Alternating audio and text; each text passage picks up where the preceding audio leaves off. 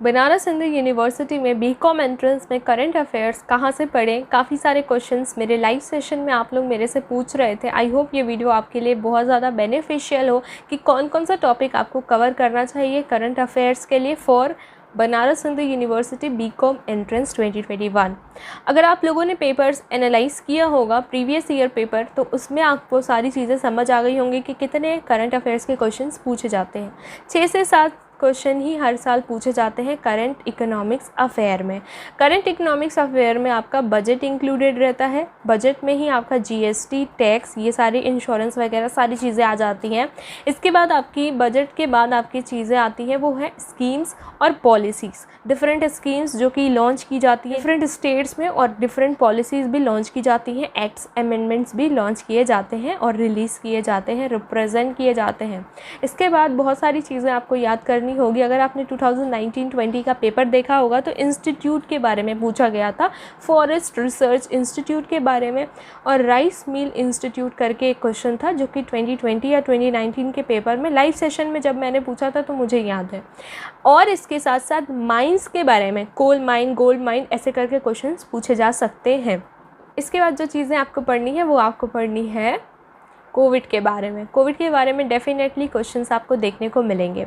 RBI के बारे में भी क्वेश्चंस आपको डेफिनेटली 120 या 112, 30, 40 कितना 200% भी लिखवा लो, आरबीआई के बिना पेपर अधूरा रहेगा। आरबीआई के क्वेश्चंस आपको देखने को मिलते हैं। और करंट अफेयर्स के रिगार्डिंग पहले तो मनी और बैंकिंग में आरबीआई आपका दिखेगा और करंट अफेयर्स में भी अलग से आरबीआई आपको दिखेगा। अगला जो करंट अफेयर का टॉपिक है वो आपका डिफरेंट बैंक्स के बारे में, ठीक है, उसके रेट्स के बारे में देखने को मिलेगा। जैसा आरबीआई बोल दिया, बाकी सारी डिफरेंट कमिटीज़ बनाई जाती है, ठीक है, और इस पैंडमिक में भी बहुत सारी कमिटीज़ बनाई गई हैं।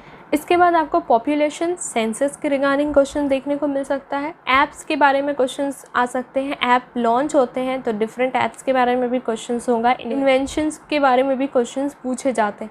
तो काफ़ी सारी चीज़ें मैंने आपको बताई हैं कि ये एक मेन टॉपिक है जिसको आप पढ़ सकते हो, तो आपके current affairs for the B Com prepare हो जाएंगे। 7 क्वेश्चंस होंगे, 7 से 8 टॉपिक मैंने भी डिस्कस कर लिए कि हर एक टॉपिक से आपको क्वेश्चन प्रिपेयर करना होगा।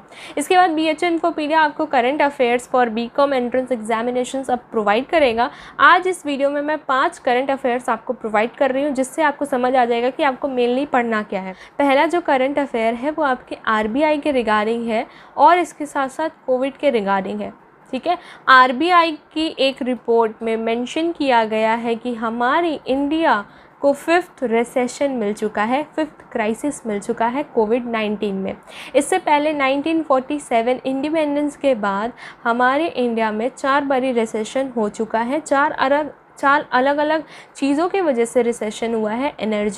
एनर्जी क्राइसिस की वजह से, ड्रॉट, सूखा के वजह से, ठीक है। इसके बाद BOP, बैलेंस ऑफ पेमेंट के वजह से। इसके बाद लास्ट जो रिसेशन हुआ था वो आपका ऑयल के वजह से हुआ था। अब जो 5वां रिसेशन हुआ है, इकोनॉमी में क्राइसिस हुई है, वो कोविड के वजह से हुई है।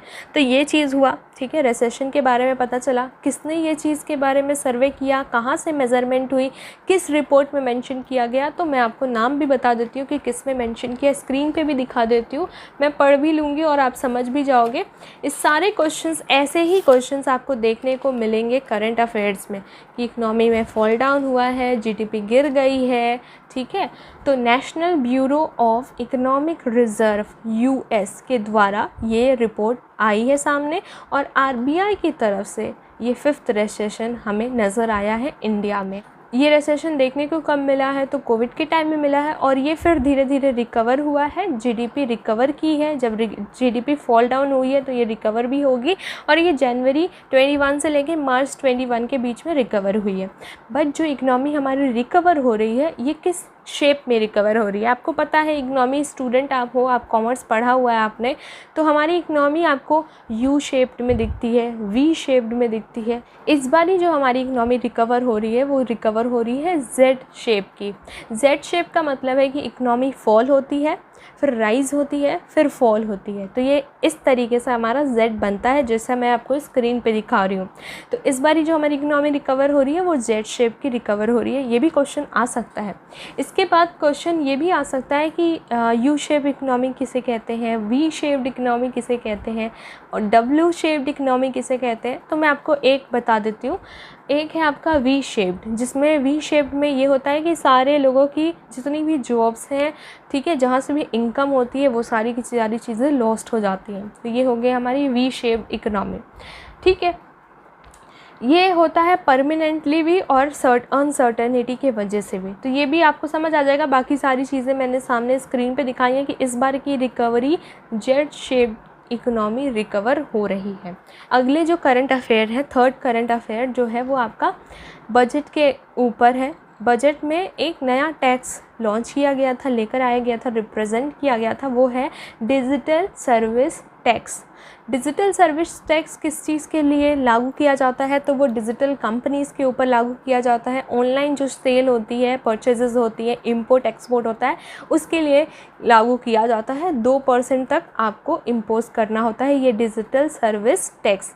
ये भी नई चीज़ हुई थी हमारे बजट में, तो ये आ सकता है क्वेश्चन, इसीलिए मैं अभी आपको बता रही हूँ।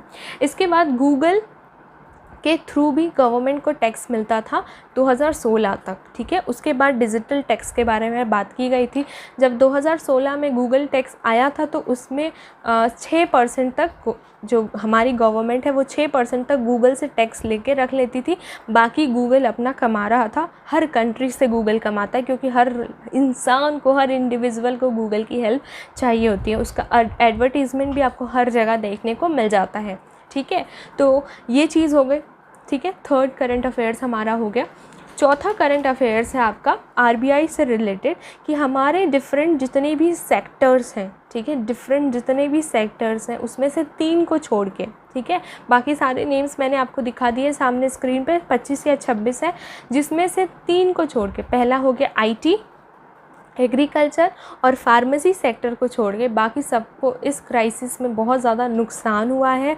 क्योंकि जब ये सेक्टर्स काम करती है तो वो लोन्स लेती है डिफरेंट बैंक से, ठीक है, बैंक से लोन होती है। और बैंक का हेड कौन है? आरबीआई है। आरबीआई ने एक कमेटी बनाई है कि उन लोगों को, जितने भी डिफरेंट सेक्टर्स हैं, उनको बहुत ज़्यादा लॉस देखने को मिला है लोन्स के ऊपर। तो क्या किया है, आरबीआई ने एक कमेटी बनाई है और इस कमेटी को हेड किया है केवी कामंत ने। इन्होंने जो ये हेड किया है कि हम जितने भी लोन्स में हमारा जितना भी डिस्ट्रक्शन हुआ है उसको हम रीन करेंगे, ठीक है। इस चीज़ के लिए कि जितने भी अदर सेक्टर्स को ज़्यादा से ज़्यादा क्राइसिस झेलने को मिली है, for example trade and commerce, ठीक है, या फिर इलेक्ट्रिसिटी, कोई भी और आप सेक्टर ले लो जिसको क्राइसिस में प्रॉब्लम हुई है, उनके लिए कमेटी बनाई गई है और इसको हेड कर रहे हैं केवी कामंत। और ये करवा कौन रहा है? तो आरबीआई करवा रहा है। ये भी हो गया। अभी हम लोगों ने कौन कौन से टॉपिक को कवर किया है? तो पहला हमारे इकोनॉमी से रिलेटेड, बजट से रिलेटेड, तीसरा हम आरबीआई पे चल रहे हैं। इसी में हमने देखा है एक डिजिटल सर्विस टैक्स जो आ गया है, ठीक है, बजट में आया है, बट वो टैक्स है, जीएसटी वगैरह आपको पढ़ना होगा करंट अफेयर्स में।